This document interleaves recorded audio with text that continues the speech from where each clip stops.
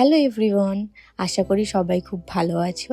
এটা হলো শিবরাত্রির দিনের ভ্লগ। সকাল সকাল উঠে আমাদের পুচকুকে তো স্নান করিয়ে ফ্রেশ করে দিয়েছি, আর সঙ্গে আমিও স্নান আর শ্যাম্পুটা করে নিয়েছি। এদিকে বাবা মা সকাল সকাল পুজোর সব বাজারগুলো করে এনেছে। পুচকু ওর বাবার সাথে খেলছে, আর আমি রান্নাঘরে এসেছি। আজকে বড়ার পাতলা ঝোল করব, ওটার জন্যই ফার্স্টে বড়াগুলোকে আমি ভেজে নিচ্ছিলাম।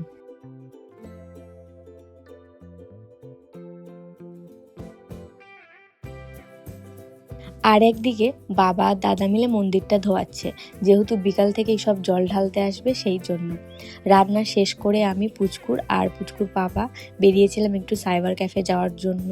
সাইবার ক্যাফে যাওয়ার আগে আমরা গিয়েছিলাম একটু পুচকুর মামার বাড়িতে।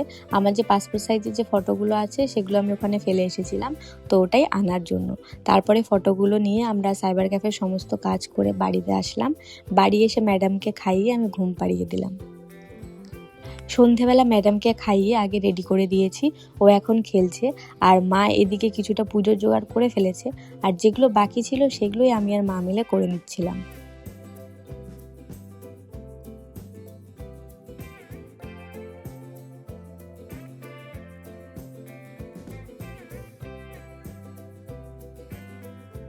এই দেখো আমাদের মন্দিরে কি ভিড় হয়েছে জল ঢালার জন্য।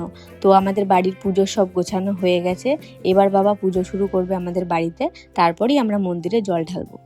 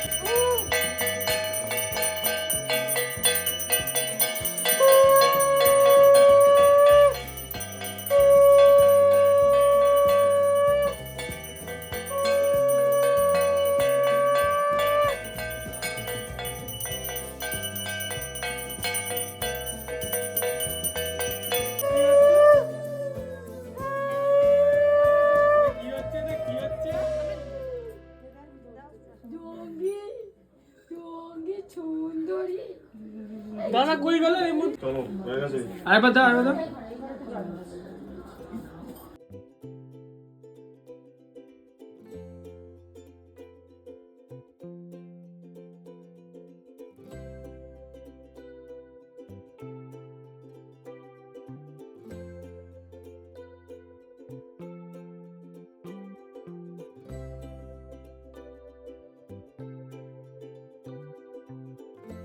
পুজো শেষ হওয়ার পর আমরা এক এক করে সবাই বাড়ির মহাদেবের মাথায় জল ঢাললাম। আমাদের পুচকুও জল ঢেলেছে আমার সাথে। পুচকুর প্রথম শিবরাত্রি বলে কথা।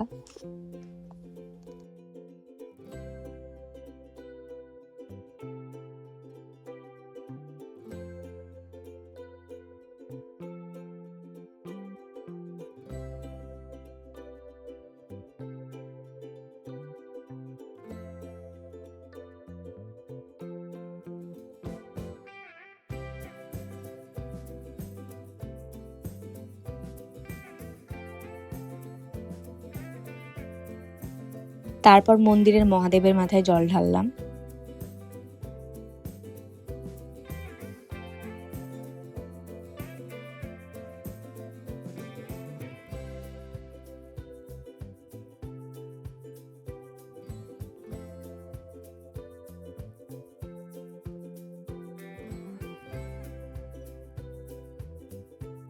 পুজো শেষ হওয়ার পর আমি এদিকে সাবু মাখছি, কলা, সন্দেশ, মিষ্টি দই এইসব দিয়ে, আর আমার বর বেলপান্না করছে।